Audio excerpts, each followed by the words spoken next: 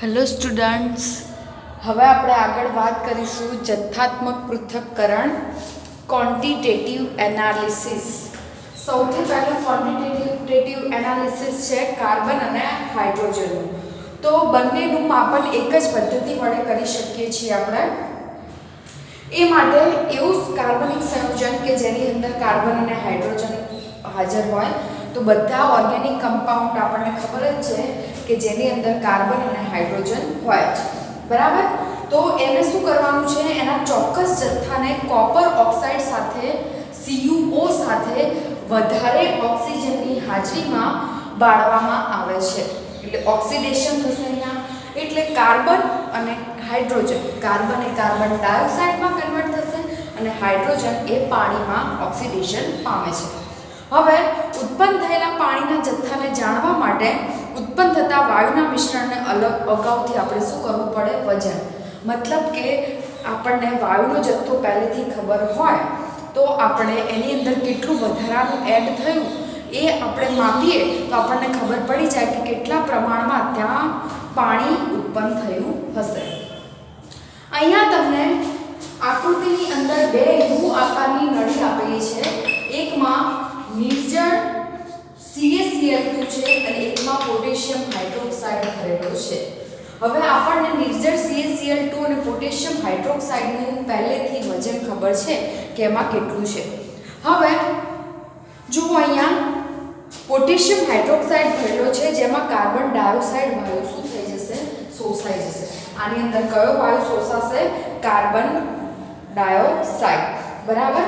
અને નિર્જળ calcium chloride ભરેલો છે તેમાંથી એને પસાર કરીશું અને એની બાજુમાં જે CaOH છે એની અંદર કાર્બન ડાયોક્સાઇડ વાયુ શોષાઈ જશે. હવે આપણને પહેલેથી ખબર હોય કે આપણે કેટલો પોટેશિયમ હાઇડ્રોક્સાઇડ લીધો હતો, તો હવે એના વજનમાં જેટલું ઉમેરણ થયું હશે એટલું શું હશે, ત્યાં કાર્બન ડાયોક્સાઇડ વાયુ હશે, બરાબર છે. તો કેલ્શિયમ ક્લોરાઇડમાં પાણી શોષાશે અને પોટેશિયમ હાઇડ્રોક્સાઇડની અંદર કાર્બન ડાયોક્સાઇડ. તો એ બંનેનું વજન પહેલેથી આપણને ખબર હોય તો એની અંદર શોષાયેલા પાણી અને કાર્બન ડાયોક્સાઇડનું વજન આપણે જાણી શકીએ છીએ. જેમ કે આપણને ખબર હોય કે આ બંનેનું વજન શરૂઆતમાં 10-10 ગ્રામ લીધું હતું, હવે એનું વજન 15-15 થઈ જાય છે. એનો મતલબ કે અહીંયા 5 ગ્રામ પાણી અને અહીંયા 5 ગ્રામ કાર્બન ડાયોક્સાઇડનો વધારો થયો છે, બરાબર છે. તો અહીંયા સૂત્ર છે, કાર્બનિક સંયોજનનું દળ તમારે m લેવાનું છે. પાણી અને કાર્બન ડાયોક્સાઇડનું વજન અનુક્રમે m1 અને m2 લેવાનું છે. હવે કાર્બન ડાયોક્સાઇડ જે છે એટલે CO2, કાર્બનના 12 + 16 ટોટલ વજન કેટલું થશે, કાર્બન ડાયોક્સાઇડનું 44 અને પાણીનું કેટલું થશે, 18, બરાબર છે. હવે મારે કાર્બનનું ટકાવાર પ્રમાણ શોધવું હોય તો શું થશે, કાર્બન માટે m1 છે અને H2O ના હાઇડ્રોજન માટે m2 વજન છે. હવે કાર્બનના ટકાવાર પ્રમાણ માટેનું સૂત્ર છે 12 ગુણ્યા, એટલે કાર્બનનું વજન m2 ગુણ્યા 100 ભાગ્યા 44 ગુણ્યા m, બરાબર છે. તો અહીંયા જુઓ 44 એ ટોટલ કાર્બન ડાયોક્સાઇડ, m એટલે તમે જે સંયોજન લીધું છે જેની અંદર કાર્બન અને હાઇડ્રોજન પ્રેઝન્ટ છે એવું કાર્બનિક સંયોજન જે તમે લીધું છે અને એની અંદર કેટલો કાર્બન અને હાઇડ્રોજન છે એનું આપણે આ માપ શોધીએ છીએ, બરાબર છે. એટલે આ એક કાર્બનિક સંયોજન છે કે જેની અંદર રહેલા કાર્બન અને હાઇડ્રોજનનું પ્રમાણ આપણે શોધવાનું છે. જે અહીંયા કાર્બનનું ટકાવાર પ્રમાણ લઈશું એના આધારે મને મળશે કે આ સંયોજનની અંદર કેટલો કાર્બન રહેલો છે, કેટલા ટકા, બરાબર. તો આ સૂત્રની મદદથી હું કાર્બનનું ટકાવાર પ્રમાણ શોધી શકું. એ જ રીતે હાઇડ્રોજનનું ટકાવાર પ્રમાણ, તો હાઇડ્રોજનનું મોલેક્યુલર વેટ થાય 1 ગુણ્યા m1 ગુણ્યા 100 ભાગ્યા H2O નું ટોટલ વજન થાય 18 ગુણ્યા m કાર્બનિક સંયોજનનું વજન. તો અહીંયા હાઇડ્રોજન એટલે ડાયહાઇડ્રોજન હશે H2, એટલે અહીંયા કેટલું થશે એનું વજન 2. તો આ પ્રમાણે અહીંયા આપણે આ સૂત્રની મદદથી કોઈ પણ કાર્બનિક સંયોજનની અંદર રહેલ કાર્બન અને હાઇડ્રોજનનું ટકાવાર પ્રમાણ શોધી શકીએ છીએ. તો તમને જો કોયડો 12.20 આપ્યો છે, એમાં તમને આપ્યું છે 0. 0.246 ગ્રામ કાર્બનિક સંયોજન એટલે m બરાબર શું થશે 0.246 ગ્રામ સંયોજનના સંપૂર્ણ દહનથી 0.198 ગ્રામ કાર્બન એટલે m2 કેટલો 0.198 ગ્રામ અને m1 પાણી is equal to 0.14 ગ્રામ પાણી ઉત્પન્ન થાય છે તો કાર્બન અને હાઇડ્રોજનનું ટકાવાર પ્રમાણ શોધો તો કાર્બનના ટકાવાર પ્રમાણ માટે સૂત્ર છે 12 ગુણ્યા m2 કેટલા છે 0.198 ગુણ્યા 100 ભાગ્યા 44 ગુણ્યા m નું વજન છે 0.246 આનું સાદુરૂપ કરશો એટલે તમને શું મળશે તમારા કાર્બનના ટકાવાર પ્રમાણ મળશે એ જ રીતે હાઇડ્રોજનના ટકાવાર પ્રમાણ માટેનું સૂત્ર છે તો 2 ગુણ્યા m1 તો કે 0.1014 ગુણ્યા 100 ભાગ્યા 18 ગુણ્યા m 0.246 તો આ પ્રમાણે બંનેનું સાદુરૂપ કરતા તમને શું મળશે હાઇડ્રોજન અને કાર્બનનું ટકાવાર પ્રમાણ મળશે બરાબર છે તો આ પ્રમાણે કોઈપણ કાર્બનિક સંયોજનમાં રહેલું કાર્બન અને હાઇડ્રોજનનું ટકાવાર પ્રમાણ શોધી શકો છો એમસીક્યુમાં પૂછાઈ શકે કારણ કે એકદમ નાની એવી ગણતરી છે તો આપણને m1 m2 તરીકે કોને લેવા એ ખબર હોવી જોઈએ અને m1 m2 ના ખબર હોય તો એ કંઈ નહીં આપણને ખબર હોવી જોઈએ કે કાર્બનના સૂત્રમાં મારે કઈ કિંમત મૂકવાની છે અને હાઇડ્રોજનના સૂત્રમાં કઈ કાર્બનના સૂત્રમાં કાર્બન ડાયોક્સાઇડનું વજન આપ્યું હોય એ મૂકવાનું અને હાઇડ્રોજનના ટકાવાર પ્રમાણમાં પાણીનું જે વજન આપ્યું છે એ મૂકવાનું બરાબર છે આગળ છે નાઇટ્રોજનના માપન માટેની બે પદ્ધતિ જાણીતી છે સૌથી પહેલી છે ડ્યુમા અને બીજી છે જેલ્ડાલ પદ્ધતિ તો સૌથી પહેલા આપેલી છે ડ્યુમા પદ્ધતિ તો ડ્યુમા પદ્ધતિમાં આપણી પાસે CxHyNZ વત્તા 2x વત્તા y/2 CuO એટલે આપણે જેટલો x લઈશું એનાથી બમણું અને y લઈશું એનાથી અડધું કોપર ડાયોક્સાઇડ હશે કોપર ઓક્સાઇડ હશે એમાંથી કાર્બન ડાયોક્સાઇડ મળે છે પાણી મળે છે અને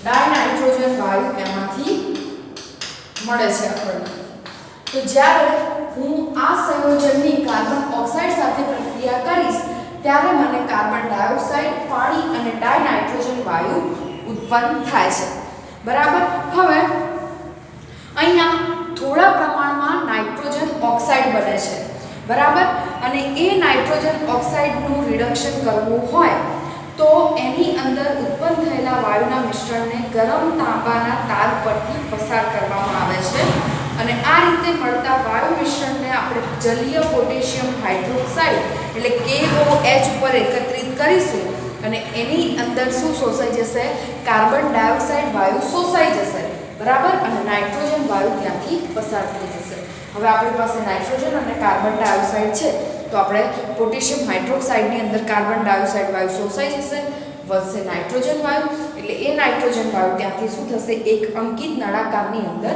એકઠો થશે અને એ અંકિત નળાકારની અંદર એકઠો થયેલો નાઇટ્રોજન વાયુ છે એના આધારે આપણે એનું કદ માપી શકીએ છીએ કે કેટલો નાઇટ્રોજન વાયુ ભેગો થયો હવે તમારે એને દાખલાના આધારે ગણવું હોય તો કઈ રીતે ગણશો તો આપણે ધારો કે કાર્બનિક સંયોજન કે જેની અંદરથી આપણે નાઇટ્રોજનનું ટકાવાર પ્રમાણ શોધવાનું છે તો એની અંદર કાર્બનિક સંયોજનનું દળ આપણે કાર્બનિક સંયોજનનું દળ m ગ્રામ હોય બરાબર અને એકત્રિત થયેલા વાયુનું કદ V1 ml હોય અને તાપમાન T1 હોય T1 કેલ્વિન તો STP એ નાઇટ્રોજન વાયુનું કદ V બરાબર P1 V1 ગુણ્યા 273 ગુણ્યા 760 ગુણ્યા T1 આ સૂત્ર આપણે મૂકી શકીએ P1 અને V1 એ નાઇટ્રોજન વાયુનું દબાણ અને કદ છે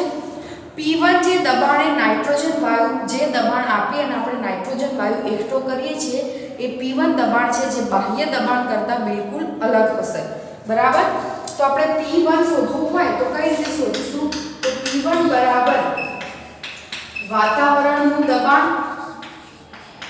માઈનસ જલીય તાપ આ સૂત્રના આધારે આપણે P1 શોધી શકીએ છીએ હવે STP એ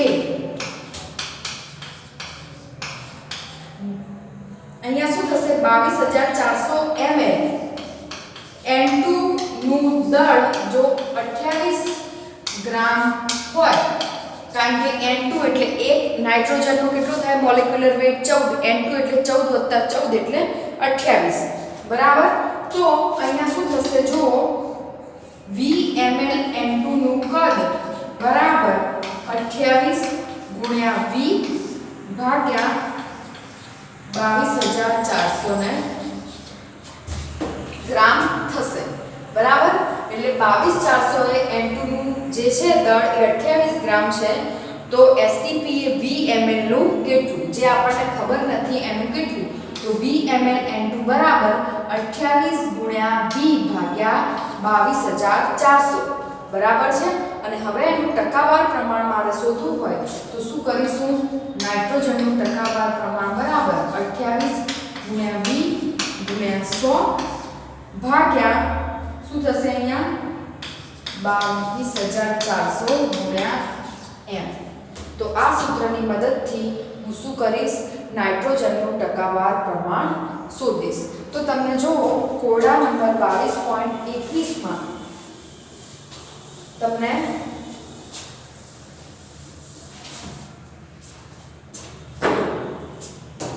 ઉદાહરણ આપ્યું છે નાઇટ્રોજન પરિમાપન માટેની ડ્યુમા પદ્ધતિમાં 0.3 ગ્રામ કાર્બનિક સંયોજન એટલે m બરાબર સુવિધા છે 0.3 ગ્રામ 300 કેલ્વિન તાપમાને એટલે T કેટલો આપ્યો છે 300 કેલ્વિન અને 715 mm દબાણે એટલે P કેટલો આપ્યો છે 715 mm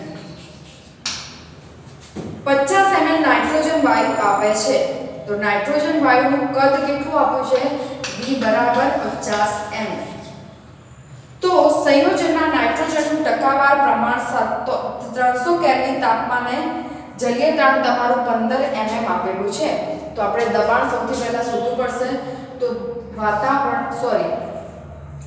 P1 બરાબર એટલે કે દબાણ બરાબર વાતાવરણનું દબાણ માઈનસ જલીય તાણ તો વાતાવરણનું દબાણ તમને કેટલું આપ્યું છે 715 માઈનસ જલીય તાણ તમને કૌંસમાં આપેલું છે 15 mm તો અહીંયા કેટલું થશે આનું દબાણ 700 mm જેટલું થશે બરાબર છે આ મને P મળી ગયો હવે STP વાયુ નાઇટ્રોજનનું કદ શું થશે આપણે જે સૂત્ર હતું એ શું હતું P1 V1 × 273 ભાગ્યા શું હતું 760 × P1 તો STP આપણે શોધીએ તો P1 V1 એટલે કદ આપ્યું છે 50 ml અને 700 mm આપણને દબાણ મળ્યું એટલે કે 700 × 273 × 50 760 × P1 કેટલો આપ્યો છે આપણને 300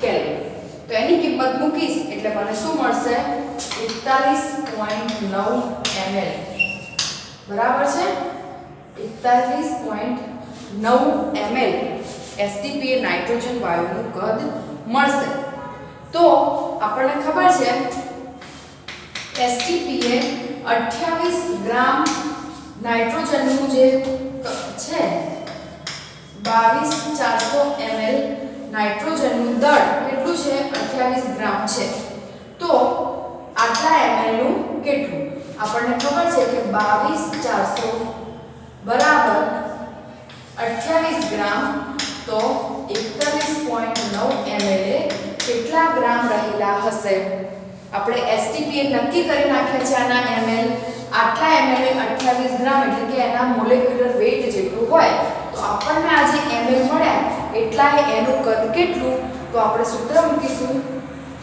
શું થશે 41 × 28 ભાગ્યા 22400 બરાબર છે સોરી 41.9 ગુણ્યા 28 ભાગ્યા 22 400 ત્રિરાશિ મૂકી છે એટલે આ બંનેનો ગુણાકાર ભાગ્યા આ થશે.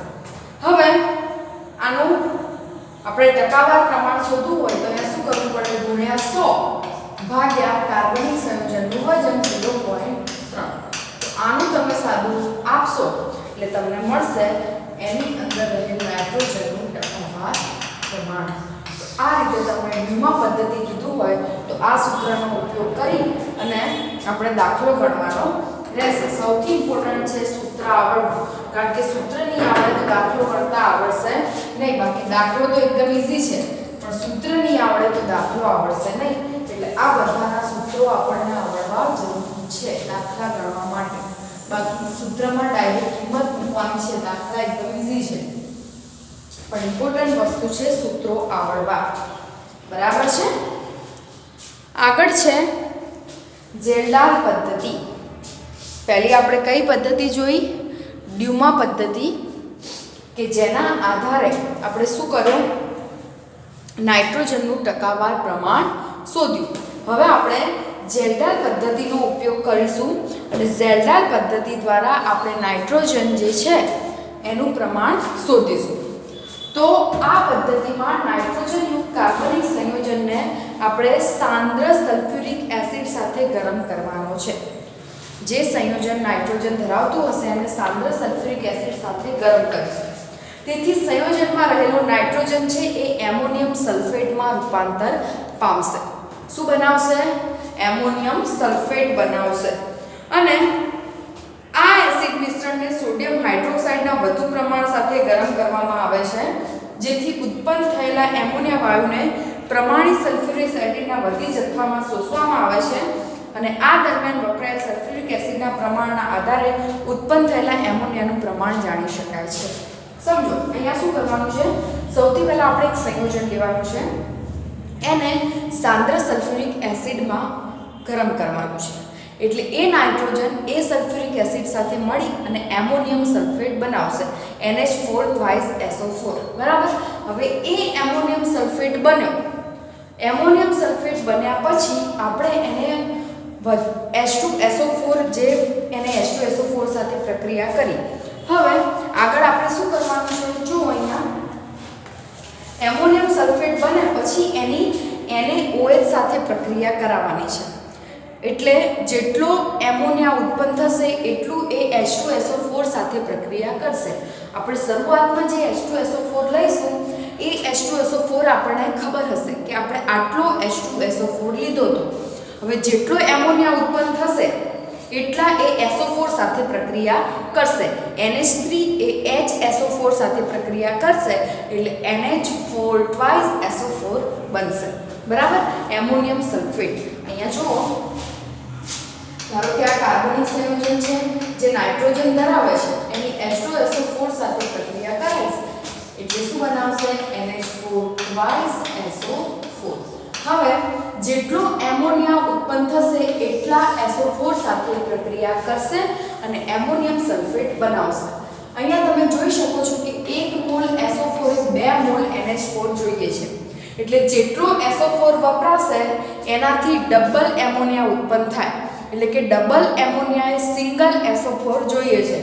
એટલે જેટલા ml એમોનિયા હશે એનાથી અડધા ml કોણ જોઈશે? H2SO4 જોઈશે.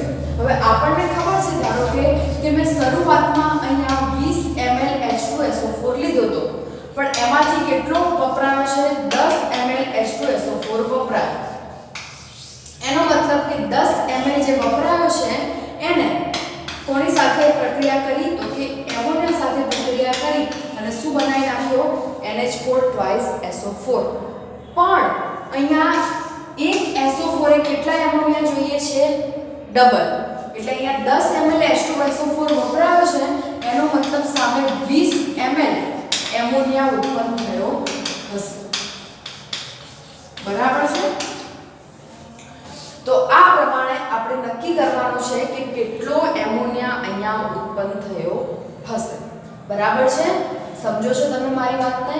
કાર્બનિક સંયોજનને પહેલા H2SO4 સાથે ગરમ કરવાના છે એટલે NH4 2 SO4 બને છે. તમે આ સમીકરણમાં જોઈ શકો છો કે એક SO4 એ 2 એમોનિયા જોઈએ છે. તો મારે અહીંયા H2SO4 હું માપીને લઈશ. ધારો કે મેં 20 ml H2SO4 લીધો અને એની અંદર મેં કાર્બનિક સંયોજન નાખ્યું. હવે ધારો કે એ રિએક્શન પછી થોડો ઘણો H2SO4 એ વધ્યો છે પ્રક્રિયા થયા વગરનો. તો હવે હું કઈ રીતે માપીશ કે હવે 10 ml જ વધ્યો છે? તો એના માટે હું બેઝ લઈશ, કારણ કે H2SO4 એ એસિડ છે. એના સામે હું બેઝ લઈશ અને એ બેઝ સાથે એની પ્રક્રિયા કરાવીશ, અનુમાપન કરાવીશ ટાઇટ્રેશન ટાઈપ, અને એના આધારે હું નક્કી કરીશ, જે અંતિમ બિંદુ આવે છે એના આધારે હું નક્કી કરીશ કે કેટલો H2SO4 ત્યાં વધ્યો હશે. કારણ કે જેટલો H2SO4 હશે એટલા એ બેઝ સાથે પ્રક્રિયા કરશે, NaOH સાથે પ્રક્રિયા કરશે. બરાબર છે? અને એના આધારે મને ખબર પડશે કે H2SO4 કેટલો છે અને H2SO4 ઉપરથી ખબર પડશે કે એમોનિયા કેટલો છે. તો આપણે અહીંયા વાયા આપણને ખબર પડશે એમોનિયાનું પ્રમાણ. સૌથી પહેલા મારે H2SO4 માપેલો લેવાનો છે, એને હું કાર્બનિક સંયોજન સાથે રિએક્શન કરાવું એટલે એમોનિયમ સલ્ફેટ બનશે. એમોનિયમ સલ્ફેટના આ સૂત્ર ઉપરથી જ આપણને ખબર પડે છે કે એક સલ્ફેટે 2 એમોનિયા જોઈતા હશે. તો અહીંયા હવે થોડુંક જેટલા પ્રમાણમાં એની પાસે નાઇટ્રોજન હશે એટલો H2SO4 વપરાશે, બીજો વાપર્યા વગરનો પડ્યો રહેશે. હવે મારે કઈ રીતે નક્કી કરવું કે કેટલો વપરાયો અને કેટલો બાકી રહ્યો? તો આ H2SO4 ની હું કોના સાથે રિએક્શન કરાવી દઈશ? NaOH સાથે. બરાબર છે? અને NaOH સાથે રિએક્શન કરાવીશ એટલે શું થશે? એ Na2SO4 માં કન્વર્ટ થશે, વત્તા એમાંથી એમોનિયા અને પાણી શું પડશે? છૂટું પડશે. બરાબર છે? તો અહીંયા તમે જોઈ શકો છો કે જેટલો જેટલો SO4 NaOH સાથે રિએક્શન કરશે, બરાબર, એના આધારે ખબર પડશે જેટલા ml NaOH વપરાશે. આપણું જે સૂત્ર મળે છે શું મળે છે? Na2SO4. એનો મતલબ કે એક SO4 એ 2 Na વપરાય છે. એટલે NaOH નું જેટલું પ્રમાણ વપરાશે, બરાબર, એનાથી અડધો શું હશે? H2SO4 વાપર્યા વગરનો બાકી રહી ગયો હશે. હવે H2SO4 નું મૂલ્ય આપણને ખબર પડી ગઈ છે, તો એનાથી ડબલ મૂલ્ય કોનું હશે? એમોનિયાનું હશે. તો એના આધારે આપણે માપી શકીએ છીએ. હવે આપણે જોઈએ, ધારો કે કાર્બનિક સંયોજન જે છે એનું દળ તમને આપ્યું છે m ગ્રામ, બરાબર, અને H2SO4 નું શરૂઆતનું કદ ધારો કે 20 ml મેં લીધું છે અને કાર્બનિક સંયોજનનું દળ m ગ્રામ છે. તો વધારાના H2SO4 ના અનુમાપનમાં વપરાય એટલે કે m મોલર લીટીવાળું NaOH નું કદ ધારો કે V1 ml હોય, તો m મોલારિટી વાળા V1 ml NaOH બરાબર, કારણ કે એક SO4 એ 2 Na જોઈએ, એનો મતલબ કે આ ડબલ હોય એનાથી અડધું SO4 વપરાય. એટલે SO4 કેટલું જોઈશે? m મોલારિટી વાળો V1/2 ml H2SO4 વપરાય. એટલે કે અડધો H2SO4 વપરાશે. બરાબર છે? એટલે H2SO4 નું કદ બરાબર V - V1/2 ml થાય. શરૂઆતમાં મેં 2 ml લીધું હતું એનું કદ અને વપરાયો કેટલો? તો કે V1/2 જેટલો. બરાબર, એ બંનેની હું બાદબાકી કરું એટલે કેટલો વધ્યો છે એ મળી જાય. એટલે એનું જે કદ છે એ કેટલું મળ્યું મને? V - V1/2 ml મળશે. હવે આપણને ખબર છે કે જેટલા ml મને H2SO4 મળ્યો એનાથી ડબલ કોણ વપરાયું હશે? એમોનિયા. તો એમોનિયા m મોલારિટી વાળા V - V1/2 ml H2SO4 સામે કેટલો એમોનિયા વપરાયો હશે? તો કે આનાથી ડબલ એટલે 2 ગુણ્યા V - V1/2 ml એમોનિયા વપરાયો હશે. બરાબર છે? પહેલા આપણે H2SO4 નું કદ માપવાનું હતું, કોના વડે? NaOH વડે. તો સારું પાકું મેં લીધું, ધારો કે H2SO4 નું V હવે મેં NaOH નું V1 લીધું, પણ NaOH ના કદ સામે આ અડધું જોઈએ છે. એનો મતલબ કે NaOH નું કેટલું કદ જોઈશે? આના કરતા ડબલ. બરાબર? તો V1 જેટલો NaOH વપરાયો હોય તો એના કરતા અડધો H2SO4 વપરાય, એટલે કે V1/2 જેટલો H2SO4 વપરાય. તો વધ્યો કેટલો હશે? તો હું આ બંનેની બાદબાકી કરું એટલે મને વધેલો H2SO4 મળી જાય. તો આ મળ્યો મને વધેલો H2SO4. બરાબર? હવે H2SO4 નું મને માપ મળ્યું તો એના આધારે મને એમોનિયાનું મળશે, કારણ કે એક SO4 એ ડબલ એમોનિયા જોઈએ. તો આટલું મને SO4 મળ્યો H2SO4, તો એનાથી ડબલ મને શું મળશે? એમોનિયા મળશે. બરાબર છે? તો એનું સૂત્ર થશે 14 ગુણ્યા 14 એટલે એમોનિયાનું થશે 14 ગુણ્યા 2 V - V1/2 upon 1000 ગ્રામ. બરાબર છે? અને નાઇટ્રોજનનું ટકાવાર પ્રમાણ મારે શોધવું હોય તો 14 ગુણ્યા m ગુણ્યા 2 V upon V1/2 ભાગ્યા 1000. ખાલી આમાં શું કરવાનું છે?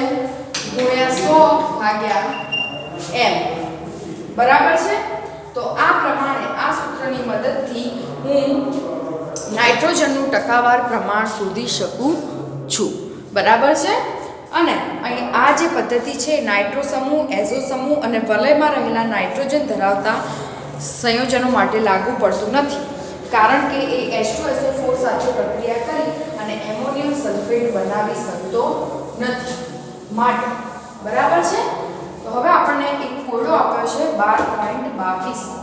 નાઇટ્રોજનના પરિમાપનની જેલદાર પદ્ધતિમાં 0.5 ગ્રામ સંયોજન એટલે m બરાબર 0.5 ગ્રામ અને નીકળતો એમોનિયા વાયુ 10 ml 1 મોલર H2SO4 નું તટસ્થીકરણ કરે છે. એટલે H2SO4 કેટલો છે? 10 ml 1 મોલર H2SO4 છે. તો એમોનિયા કેટલો હોય? એનાથી ડબલ, એટલે NH3 કેટલો હશે? 20 ml 1 molar H2SO4 sorry ammonia હશે. તો અહીંયા શું થશે? આપણને ખબર છે કે 1000 ml માં 14 ગ્રામ નાઇટ્રોજન રહેલો હોય. 1000 ml તમે કોઈ પણ મોલારિટી નોર્માલિટી વાળું દ્રાવણ બનાવો તો 1 લિટર કે 1000 ml માં બને. 1 મોલર માટે દ્રાવણ બનાવવું હોય તો શું હોય કે 1000 ml ની અંદર એના અણુભાર જેટલું વજન ઓગાળો એટલે 1 મોલર દ્રાવણ બને. એટલે કે 1 મોલર ની અંદર 1000 ml માં 14 ગ્રામ નાઇટ્રોજન રહેલો હોય. બરાબર છે?